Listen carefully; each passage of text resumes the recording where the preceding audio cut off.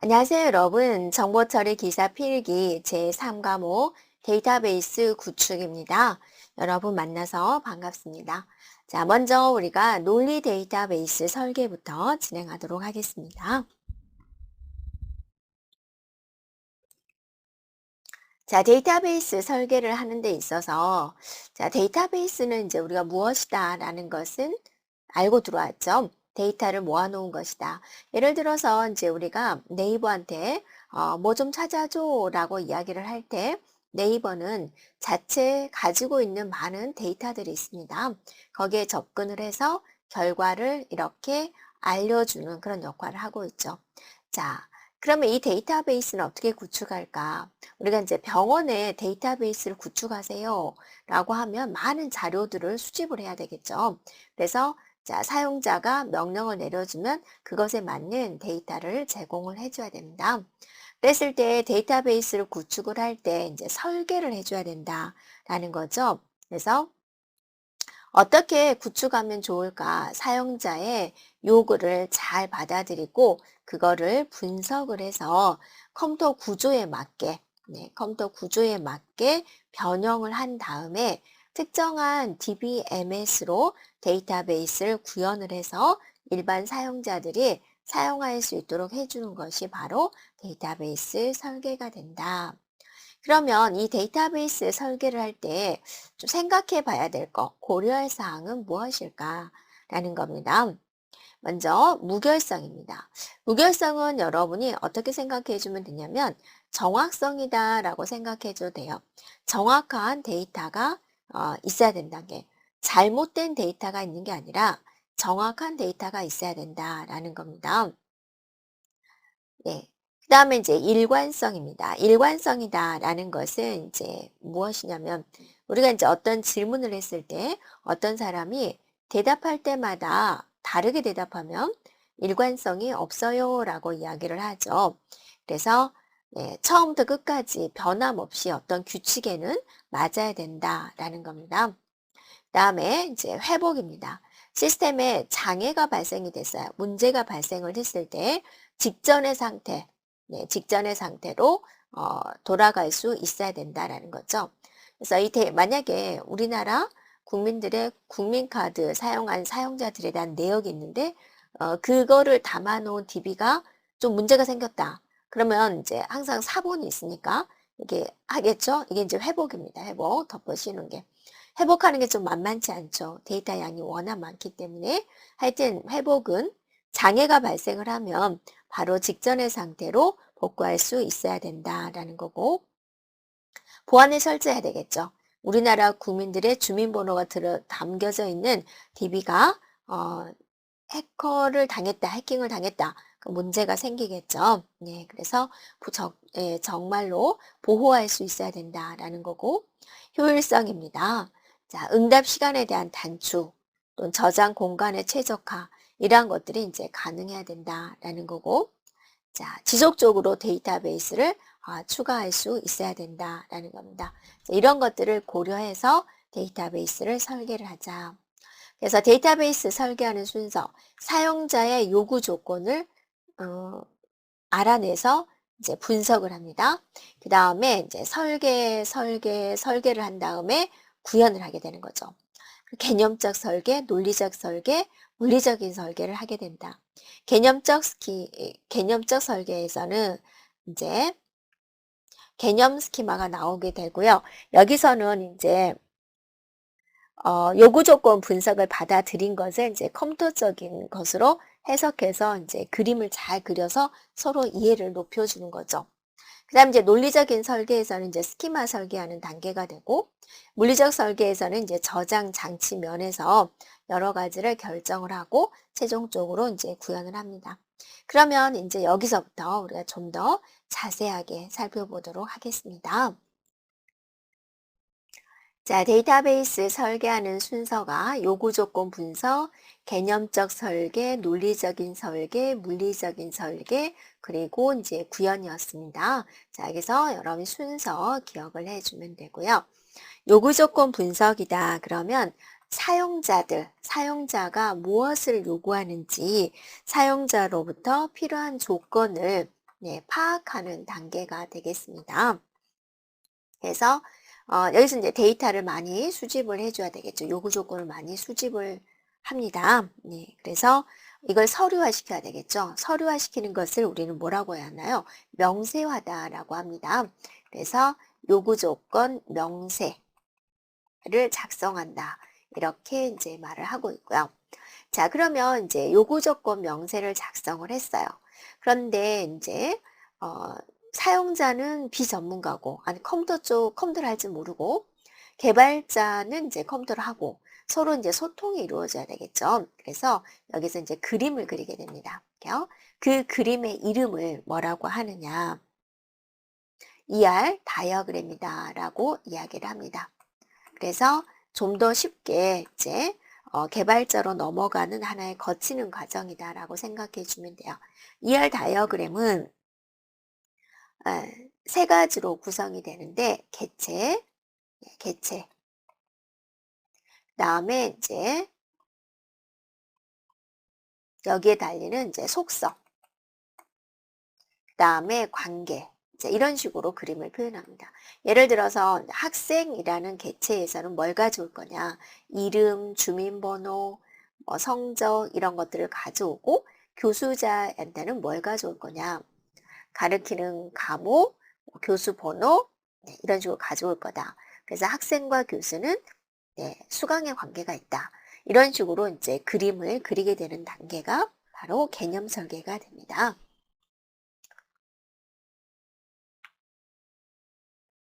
자, 논리적인 설계 단계에서는 이제 스키마를 설계한다. 본격적으로. 그래서 스키마에는 이제 몇 가지가 있죠. 네, 개념 스키마를 이제 평가하고, 정제하는 역할, 또 DBMS에 의해서 서로 다른 논리적 스키마를 설계하는 그런 단계가 되겠습니다. 네, 그 다음에 이제 DBMS는 데이터베이스 관리 시스템입니다. 그래서 여러분이 여기 있는 DB에 접속하기 위해서는 여러 가지 명령어를 내려야 되는데, 그것들이 이제 어떤 윈도우즈, 유닉스 쓰듯이 DBMS의 종류는 많이 있습니다. 그래서 어떤 형식의 어떤 명령을 내려서 여기서 데이터를 가져올 거냐, 그런 것들을 이제 관리하는 하나의 소프트웨어다라는 게 DBMS입니다. 그래서 개념적 설계하면 여러분이 ER 다이어그램, 논리적 설계하면은 스키마 설계, 이렇게 기억해 주면 되겠고요. 물리적 설계에서는 이제 물리적 저장 장치에 관련된 내용이 됩니다. 그래서 어떤 식으로 데이터를 저장을 할까라는 거죠. 어떤 USB를 사용할 것이냐, 그런 저장에 관련된 거, 이름 방이 있는데 이름은 문자로 10바이트 해야지 그런 세부적인 내용을 기술하는 것이다 라고 볼 수가 있고요. 자, 이러한 설계가 끝났으면 데이터베이스에 대한 구현을 하게 됩니다. 그래서 사용하려는 이제 DBMS가 있겠죠. DBMS에서 정의하는 게 뭐죠? DDL이죠. 정의어. 정의어를 이용을 해가지고 스키마를 기술하고 컴파일하고 최종 데이터베이스 파일을 생성하게 됩니다. 자, 그리고 또 응용 프로그램을 위한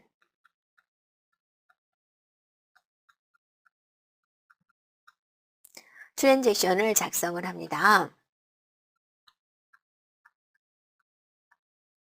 그래서 여러분 여기서 이제 몇 가지 용어들이 나오는데, 자, 우리가 이제 앞에 단원에서 이제 배웠던 부분인데 이제 많이 까먹었죠. 그래서 용어들을 살펴보면 우리가 스키마, 설계도 같은 스키마의 종류가 몇 가지가 있었고, DBMS, 데이터베이스 관리 시스템, 데이터베이스를 관리하는 하나의 프로그램이라는 거. 그 다음에 이제 정의하다, DDL. 여러분이 그게 있었죠. DDL, DML, DCL 이렇게요. 그래서 정의하다, 구조 같은 거 정의할 때, 그 다음에 이제 조작어, 검색, 삽입, 삭제, 수정 그런 거 할 때 쓰는 거, 그 그다음에 이제 제어, 권한을 부여한다, 권한을 추사한다 그런 게 사용할 때 썼던 이런 언어들이 있고 그다음에 트랜지션이라는 단어가 있는데 트랜지션은 이제 데이터베이스 명령어를 처리하기 위한 더 작은 단위다라고 생각하면 됩니다. 그래서 프로그램을 처리하기 위해서 데이터베이스를 넣어야 되는데 그 데이터베이스 명령어들의 작은 단위를 트랜잭션이다라고 합니다. 네, 그래서 여기서는 여러분이 순서 반드시 기억하면 되겠습니다. 그리고 각 단계에서 뭐를 하는지 기억해 주면 되겠습니다. 자, 데이터 모델에 대해서 살펴보겠습니다. 데이터 모델이잖아요. 모델. 현실 세계의 정보를, 네, 우리 이제 주어진 현실 세계, 뭐 병원, 학교, 이런 내부적인 시스템에 대한 현실 세계의 정보를, 자, 컴퓨터가 파악을 해줘야 되니까, 네, 컴퓨터에, 자, 표현을 하는 거죠. 컴퓨터에. 근데 모든 것을 다 표현할 수 없으니까 그거를 이제 단순화시키고 또 네, 추상화시키고 네, 그렇게 해서 체계적으로 네, 표현한 개념적 모형을 우리는 데이터 모델이다라고 이야기를 합니다. 데이터 모델의 네, 구성 요소에는 개체, 속성, 관계가 있고요. 또 그러면 데이터 모델의 종류에는 어떠한 것들이 있을까? 개념적 데이터 모델이 있고 그 다음에 논리적 데이터 모델이 있고 네, 물리적 데이터 모델 이렇게 나누어지게 됩니다. 그러면 이 데이터 모델의 구성 요소는 무엇일까? 데이터 모델의 구성 요소, 개체, 속성, 관계가 되고 그 데이터 모델에 표시할 요소에 구조, 연산, 제약 조건 이렇게 나누어지게 됩니다. 그러면 이제 세부적으로 이런 게 무엇을 의미하는지 한번 살펴볼까요? 자, 데이터 모델의 구성 요소 세 가지. 개체, 속성, 관계가 있다. 개체란 무엇이냐? 표현하려는 것, 표현하고자 하는 것입니다. 그러니까 어떤 대상체를 말을 하고 있습니다. 뭐 학생, 교수 이런 식으로 개체를 표현할 수가 있고 속성은 뭐냐면 어떤 필드에 대한 개념이 바로 속성이에요. 그래서 학교 시스템이다. 그럼 우리 반 A반 정도 하고 여기에 뭐가 들어가요? 네, 성명,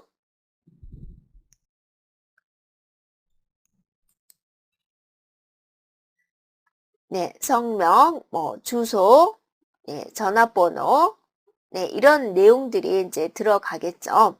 그래서 이 속성이다라는 것은 이게 하나의 속성, 성명 속성, 주소 속성, 전화번호 속성 이런 식이에요. 그러니까 엑셀로 말하면 뭐 필드 그런 개념이 되겠습니다. 관계라는 것은 이제 연결이에요. 개체와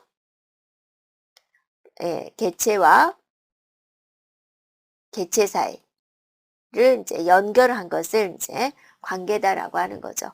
그래서 학생과 네, 교수 관계는 무슨 관계냐? 네, 수강의 관계다. 이런 식으로 이제 표현을 하는 거죠. 학생, 교수. 학생에 대한 정보가 여기다 달려 있습니다. 이름, 전화번호, 주소 이런 거. 그다음에 뭐 전공 과목, 과 이런 식으로 나와 있는 것을 말을 합니다. 자, 그다음에 이제 데이터 모델을 갈 건데 그러면 이제 사용자가 만든 내용을 어떤 데이터 모델을 거쳐서 우리가 컴퓨터가 이해할 수 있는 형태로 가져야지 되는데요. 개념적 데이터 모델이다라고 하면은 아까 나왔듯이 개체, 속성, 관계를 가지고 현실 세계를 이제 표현을 하게 됩니다. 그래서 얘도 어디까지나 인간이 네, 이해할 수 있는 인간적인 이해다라고 볼 수가 있겠고요. 자, 이걸 작성한 다음에는 논리적 데이터 모델로 들어갑니다. 논리적 데이터 모델이다라고 한다면 어떤 그 논리 게이트를 이용을 해가지고 기업에 적합한지 여부를 판단을 하는 겁니다. 네, 그래서 이 논리적 데이터 모델을 통해서 바로 이제 컴퓨터가 이해하는 음, 환경에 맞도록 변환하는 것을 말을 하고 있고요. 이 논리적 모델의 품질 검증을 보면 개체, 속성, 관계, 식별자, 전반적인 품질 검증 항목으로 이제 나눠집니다.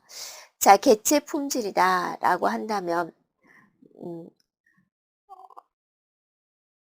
단순 명사가 될 수도 있고 개체의 주식별자가 될 수도 있겠고, 네.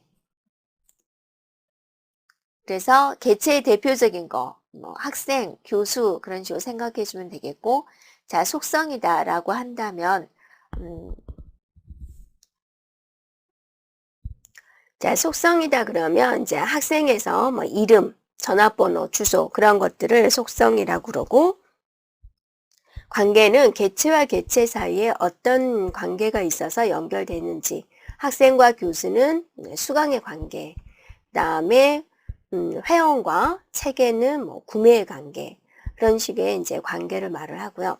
식별자다 그러면 이제 식별자에 대한 명칭, 정의, 구성, 네, 순서 이런 것들을 말을 하고, 또 전반적인 품질 검증 항목입니다. 네, 그래서 적절한 모델, 데이터 모델의 정규화가 되어 있는지, 다대다 관계가 이제 해소되어 있는지, 자, 이런 여러 가지 적절성에 대한 내용이 되겠습니다. 데이터 모델에 표시할 요소는 구조, 연산, 제약 조건이 되는데요. 구조다라고 하면은 이제 전체적인 데이터 구조, 네, 성질 이런 것들을 말을 하고, 연산이다 그러면 실제로 데이터를 이제 처리하는 작업이 되겠고, 제약 조건이다 그러면 이제 실제 데이터의 논리적인 제약 조건을 말을 합니다. 그래서 이렇게 이제 여기는 이제 종류하고 그것이 이제 무엇을 의미하느냐라는 거 기억해 주면 되겠습니다. 또 데이터 모델의 구성 요소가 있죠. 네, 이것에 대한 내용, 데이터 모델에 대한 정의, 자, 이렇게 기억하면 되겠습니다. 자, 데이터 모델의 구성 요소인 개체가 있었습니다. 근데 개체에 대해서 한번 살펴볼게요. 개체란 무엇이냐라는 겁니다. 자, 데이터베이스에서 표현하려는 것이다.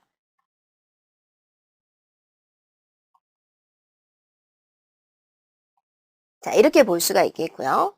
또 우리 인간이 생각하는 개념, 또 정보 단위, 현실 세계, 우리 현실 세계의